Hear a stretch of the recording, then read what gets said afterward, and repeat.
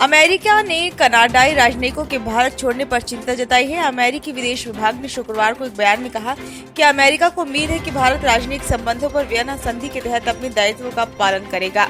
विदेश विभाग के प्रवक्ता मैथ्यू मिलर ने कहा कि हम कनाडा के राजनयिकों के भारत छोड़ने से चिंतित हैं।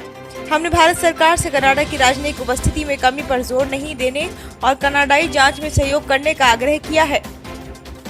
विदेश विभाग के अधिकारी मिलर ने कहा कि मतभेदों को सुलझाने के लिए संबंधित देश के राजनयिकों की उपस्थिति जरूरी होती है। हम उम्मीद करते हैं कि भारत राजनयिक संबंधों पर वियना संधि के तहत अपने दायित्वों का पालन करेगा, जिसमें कनाडा के राजनयिक मिशन के मान्यता प्राप्त अधिकारियों को मिले विशेष अधिकार भी शामिल हैं।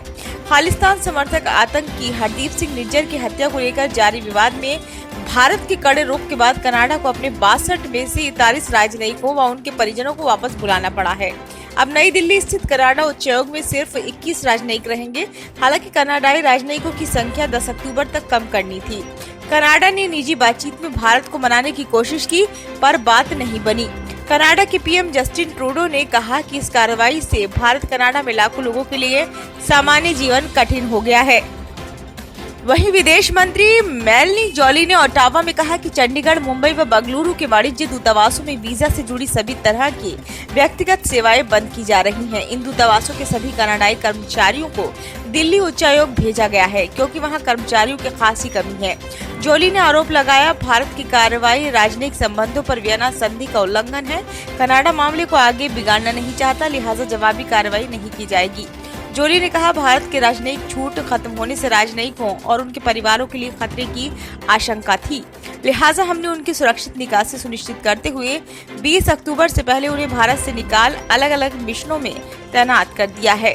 कनाडा की ओर से राजनयिक संबंधों पर वियना संधि के उल्लंघन वाले आरोप के जवाब में विदेश मंत्रालय ने शुक्रवार को दो टूक कहा कि दिल्ली और ओटावा में राजनयिक उपस्थिति में समानता की बात कर भारत ने किसी अंतर्राष्ट्रीय नियम का उल्लंघन नहीं किया है। विदेश मंत्रालय ने कहा, राजनयिक क्षमता की समानता को लागू करने की भारत की मांग वियना संधि के अनुच्छेद 11.1 के अनुरूप है। भारत में कनाडाई राजनयिकों की अधिक संख्या और हमारे आंतरिक मामलों में निरंतर हस्तक्षेप के कारण नई दिल्ली व ओटावा में राजनयिक उपस्थिति में समानता की मांग की गई है।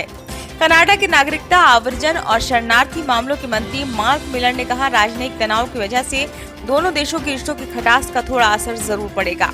कनाडा भारत से अस्थायी व स्थायी निवासी आवेदनों को स्वीकार करता रहेगा, पर वीजा आवेदनों में अब पहले से अधिक समय लगेगा।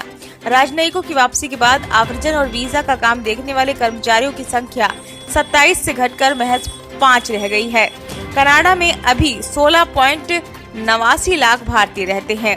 ब्यूरो रिपोर्ट, नई दिल्ली।